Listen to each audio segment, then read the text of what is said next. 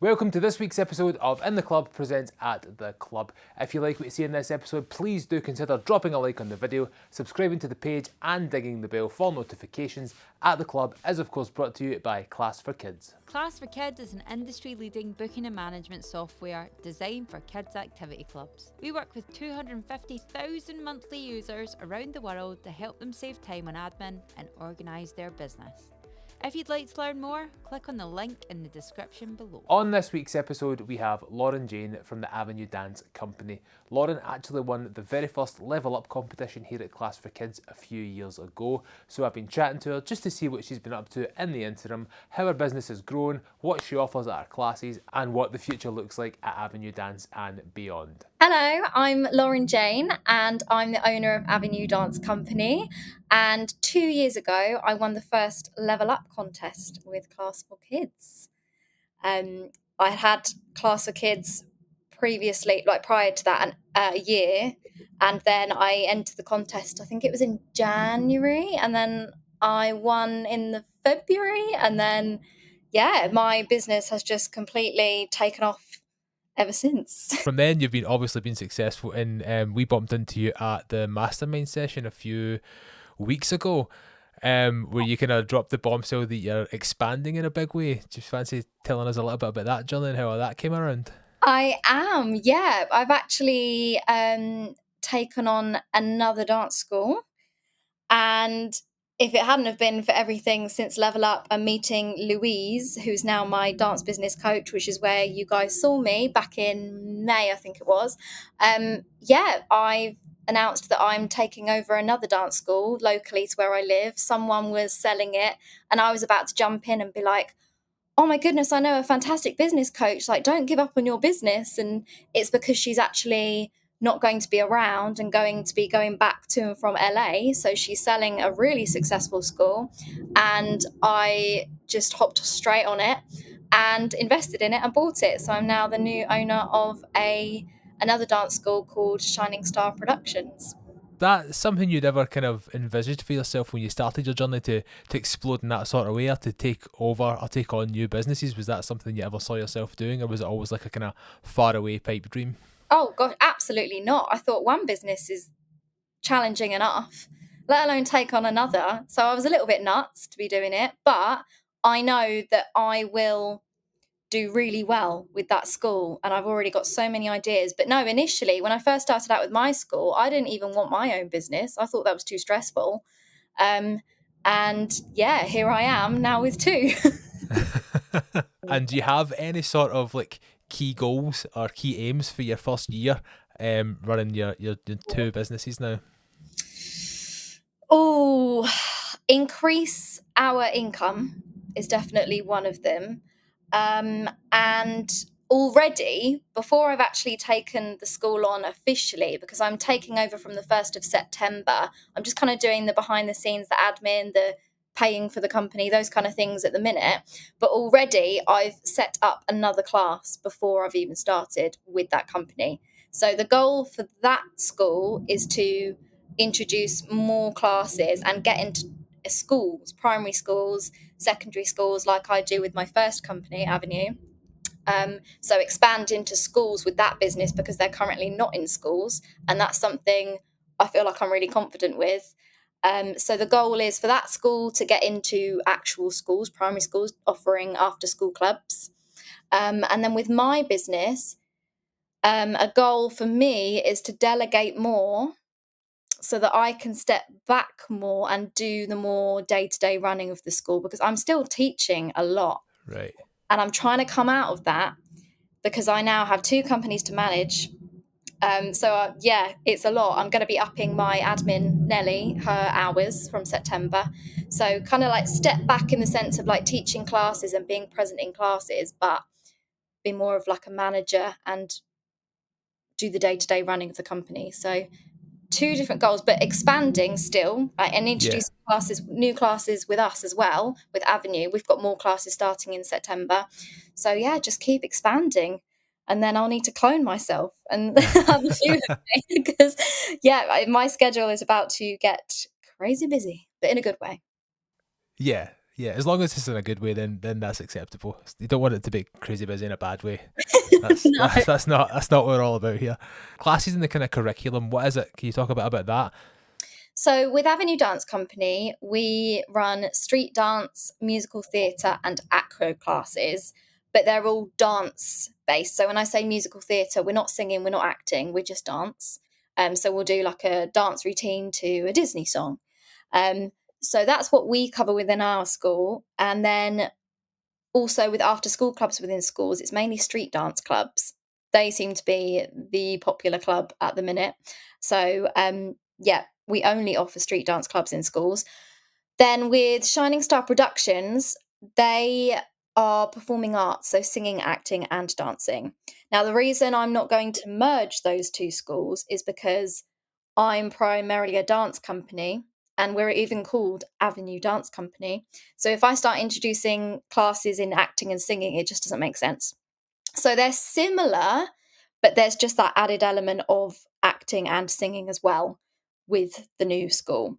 So yeah, but all things I'm very familiar with. I have a background in musical theatre. I used to be part of like a stage school.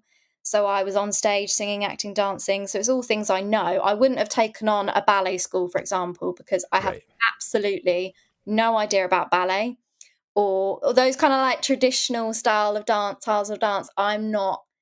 That's not me. I don't know too much about it. So I've taken on a school that's similar and what I'm familiar with. So yeah, musical Yeah. theatre, street dance, and acro. Obviously, with the expansion, it's going to be you're looking at a bigger team.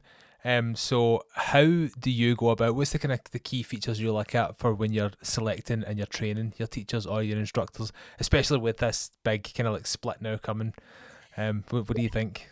So we interview quite a fair bit. And when I'm interviewing, I mainly interview online now. So I interview on Zoom. And it will just take having like a friendly conversation, quite informal, for me to be like, I want to take this person on.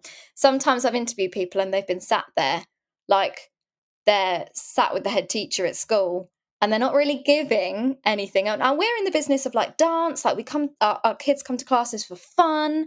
And if someone's just sat there going, yes, I drive, yes, yes, that sounds good. I have actually had people like that, and I'm such a bubbly, enthusiastic person, so they have to match my energy.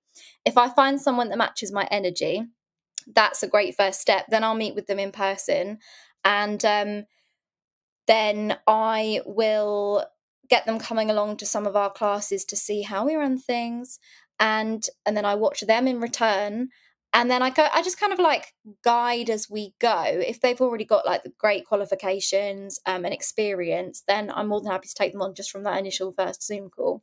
So I've actually just hired someone now I've hired someone for both I can't say my company anymore because it's still new. For Shining Star and for Avenue, I've hired a new person, different people. And I just got that bubbly conversation from Zoom, which made me instantly hire them. I mean, they could be terrible dancers, but I'm going to find out after I've hired them. And then I just guide them as they go. Like I'll go to a few sessions and I might give them advice and tips. Something I also started doing was I have all of my team in a WhatsApp group and I do like Monday morning videos, like 10-minute videos with like teaching advice or something I feel like came up in the last week, so I need to tell everyone about it and just remind them. So, for example, if you get new children signing up for a trial, in my video, I might be like, please, can you make an effort to learn their name, look at the register, see if you've got anyone new attending before they come to class. And then instantly, as soon as you say their name when they arrive, it's like, oh, they actually care. And just like little tips as we go along. So I think that keeps my team doing well. And I'm still involved in training them as we go. In terms of actual training days, I'm lacking a little bit since COVID, I'll be honest. Everything's kind of like on WhatsApp, or I'll do a voice note, or I'll do a video. But yeah, as soon as someone new comes into the team, they get access to all of that. And Right. then I kind of create the kind of team that I want and will do really well within the schools. Going back to like the hiring process and getting a feel for people, a bunch of the people I've spoken to, it doesn't matter if it's in football, if it's in dance, if it's in performing arts yourself, it's the personality that's the key thing. And if you can see somebody and have that personality that's going to engage with you, that's going to engage with kids, then that's, I don't want to say more important, but it's a big kind of telling factor, because techniques around teaching, this is not me, this is other people saying that techniques around teaching and techniques around business and running classes can be taught, but that kind of the spark to have that natural engagement and that natural sort of chat, that's not really something that can be taught. Exactly. And yeah, like you say, working with kids are fun, they're enthusiastic, they have amazing imaginations, and you need someone to be so good with kids. And you can't really force it. If someone's not great with the kids, and I don't want that kind of, they need to be really, they need to be, I like to have someone that's fun. I don't want any of my kids to go, that teacher's really boring. I mean, you come to classes to learn dance, but equally, we play games. We have such good rapport with our children, and they can come to us about anything, and we have a laugh. We have banter with them, like our seniors, we have banter. So yeah, I look for that in people when I'm hiring them, and you can kind of get a gauge of their personality just by speaking to them over Zoom. So this is a, I think this is going to be a tricky question, so I don't know if this will make the cut or not.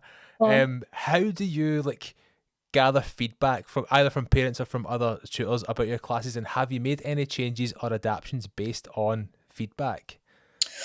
ooh, do you know what? In complete honesty, I've always been terrified to ask for feedback.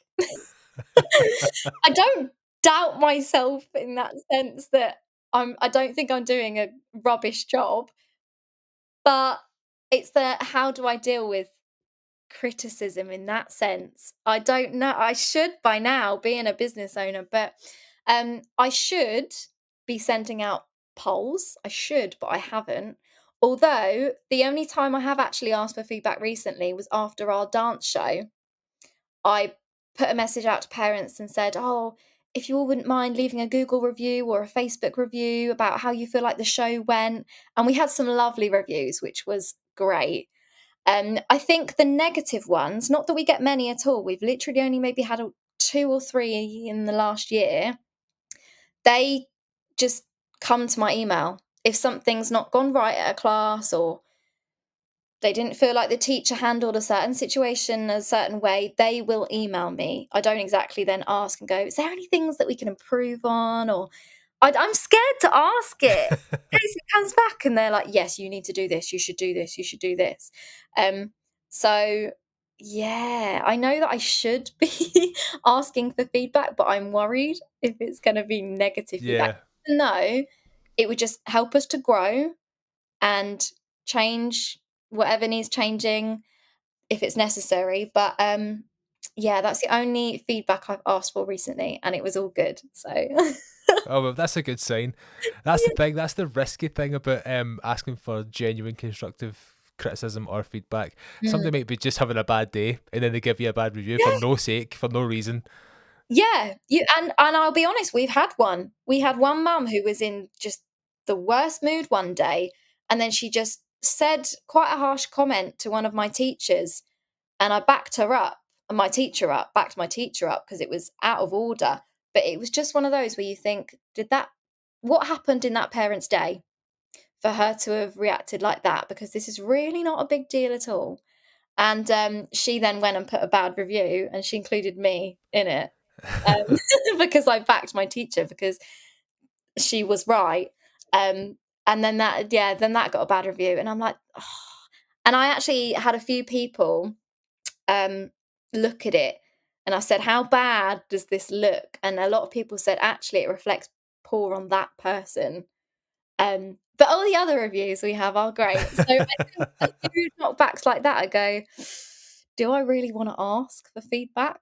Because it is a knock. I'm not going to lie and say, "Oh, just brushed it off." Like you do think about it, but yeah, I think I need to start putting out feedback every now and again, because if there's going to be things that are helpful, it could be anything as like changing the class times or bringing the class time forward 15 minutes or something like that.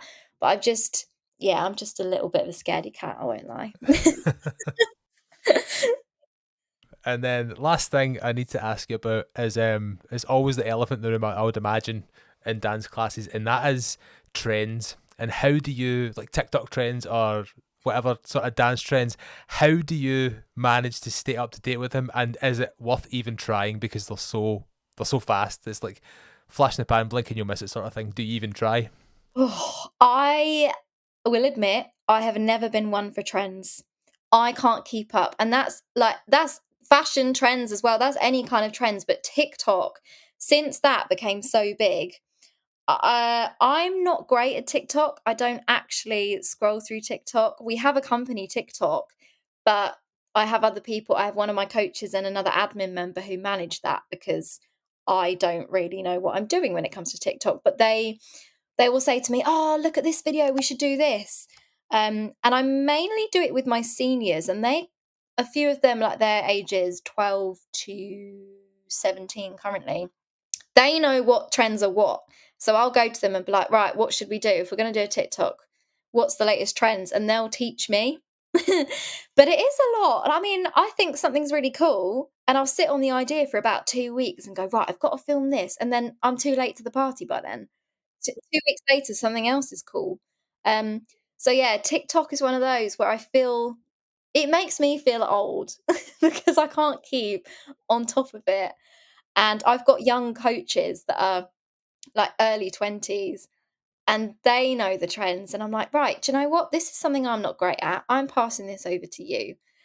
We've actually got our summer camps next week, and I've scheduled out an hour on one of the days for a TikTok session to like film some current TikToks and upload them. And I'm like, I'm not there that day, but I'm scheduling this for you guys because I know you'll be really good at this. But yeah, I do find there are so many hashtags and so many trends that I get lost. And I know other dance school owners feel the same because we've had this conversation. So it's just, yeah, it's a lot to keep up with. Yep, I agree. I'm not a TikTok guy. No. Not at all. I can't keep up with it. I can't afford my attention span to be any shorter, so I stay away from that. So, Yeah, I'm the same. Lauren, where can anybody that's watching or listening to this, can you just plug all your socials? Where can people find you to look at your stuff, to maybe come along to a class and just get in contact with you? Drop them. Yeah, you can find Avenue Dance Company at avenue_dance company on Instagram and on Facebook, Avenue Dance Company, or our website, www. Oh, I can't say that. That's www.avenuedancecompany.co.uk. I now need to go on to Shining Star's page to look at this. Don't worry. Shining Star, you can find us on Insta at Shining Star Prod. I think that was a bit too long to put productions in there. So Shining Star Prod on Instagram, Facebook, Shining Star Productions, and website is www.shiningstarproductions.org. Oh, that's a mouthful. But yeah, that's where you can find us. TikTok, I would say find us on TikTok. We're Avenue Dance Company. I'm not sure if there's another. I don't even know what our username is. We're on there somewhere. But yeah, the best place to find us is Facebook or Instagram.